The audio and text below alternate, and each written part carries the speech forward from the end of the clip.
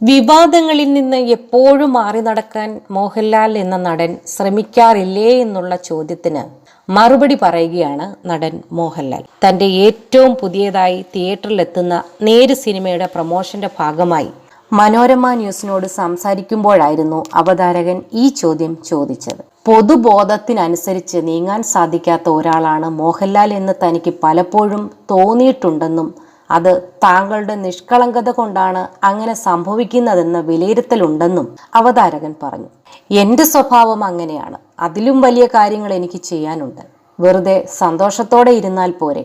വല്ലവരുടെയും വായിലിരിക്കുന്ന ചീത്ത കേൾക്കുന്നത് എന്തിനാണ്? മോഹൻലാൽ പറഞ്ഞു. അപ്പോഴും അറിയാതെ പെട്ടു പോകുന്നില്ലേ എന്ന അവതാരകന്റെ ചോദ്യത്തിന് പ്ലാൻ ചെയ്ത് ജീവിതം മുന്നോട്ട് കൊണ്ടുപോകുന്ന ആളല്ല താനെന്നും തനിക്കങ്ങനെ പെടുന്നതിലോ തന്നെപ്പറ്റി ആരെങ്കിലും പറയുന്നതിലോ ഒരു കുഴപ്പവുമില്ലെന്നും താരം പറയുന്നു.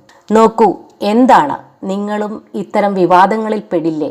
എല്ലാവരും പെടില്ലേ? പ്ലാൻ ചെയ്ത് ജീവിതം മുന്നോട്ട് കൊണ്ടുപോകുന്ന ആളല്ല ഞാൻ. എനിക്കങ്ങനെ പെടുന്നതിലോ എന്നെപ്പറ്റി പറയുന്നതിലോ ഒരു കുഴപ്പവുമില്ല.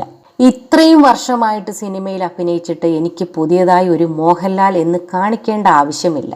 ഇത് അഹങ്കാരത്തോടെ പറയുകയല്ല, സത്യസന്ധമായ കാര്യമാണ് പറയുന്നത്. പെടുക എന്ന വാക്കല്ല, അത് നമ്മൾ ഒരു കമന്റ് പറഞ്ഞു. പിന്നെയുള്ളത് മറ്റുള്ളവരുടെ ഇൻ്റർപ്രിട്ടേഷനാണ്.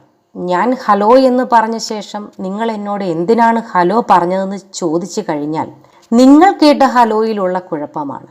ഞാൻ പറഞ്ഞത് വളരെ സത്യസന്ധമായിട്ടാവും, മോഹൻലാൽ പറഞ്ഞു. മോഹൻലാൽ നായകനായി ഏറ്റവും പുതിയതായി തിയേറ്ററിലെത്തുന്ന ജിത്തു ജോസഫ് ചിത്രമാണ് നേര്.